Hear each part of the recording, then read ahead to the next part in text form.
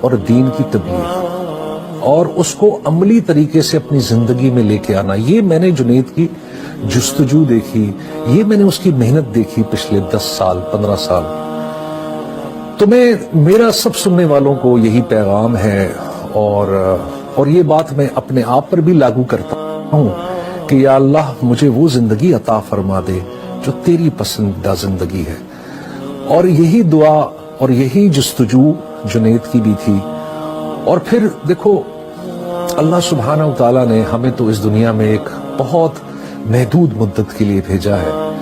اللہ سبحانہ و تعالیٰ نے ہمیں اس دنیا میں بغیر کسی مقصد کے بھیجا نہیں، اور ہمیں ایک بڑے مخصوص مقصد کے لیے بھیجا۔ اور وہ مقصد کیا ہے کہ اس دنیا میں اپنی زندگی اس طرح سے گزار دیں کہ اللہ کو راضی کرنے والے بن جائیں، تاکہ کل جب ہم اس دنیا میں جائیں جہاں ہمارا اللہ سے آمنا سامنا ہوگا، اور جہاں ہمارے اس دنیا کے جتنے احوال ہیں، اسباب ہیں، اس دنیا کے ہمارے جتنے معاملات ہیں، ان سب کا ہم کو حساب دینا ہوگا، تو وہاں پر ہم کامیاب ہو جائیں۔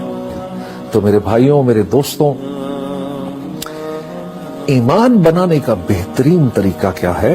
ایک تو نماز ہے، اور دوسرا ایسی بزرگوں کے ساتھ صحبت پیدا کریں، ایسے محفلوں میں اٹھیں بیٹھیں جس میں اللہ اور اس کے رسول صلی اللہ تعالی علیہ وسلم کا ذکر ہوتا ہے۔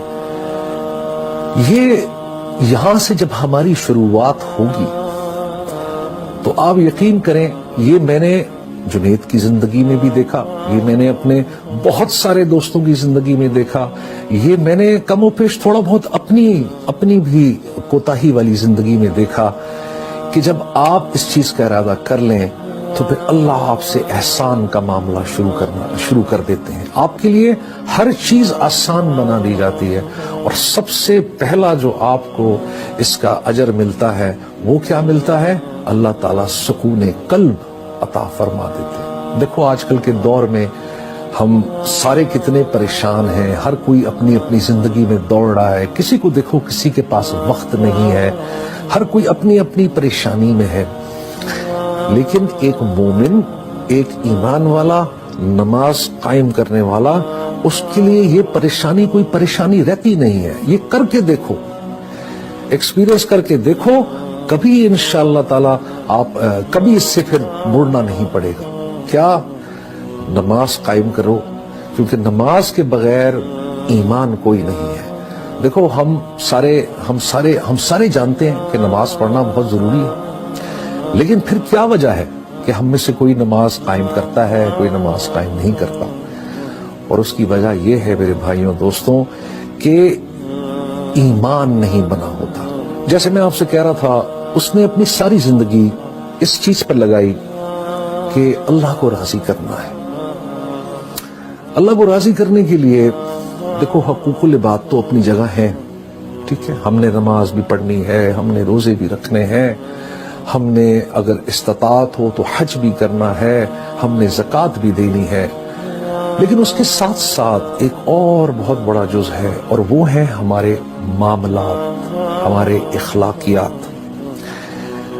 جنید کو میں نے بڑا اس اخلاقیات اور معاملات کے معاملے میں اس کو میں نے بڑی محنت کرنے والا پایا ہے۔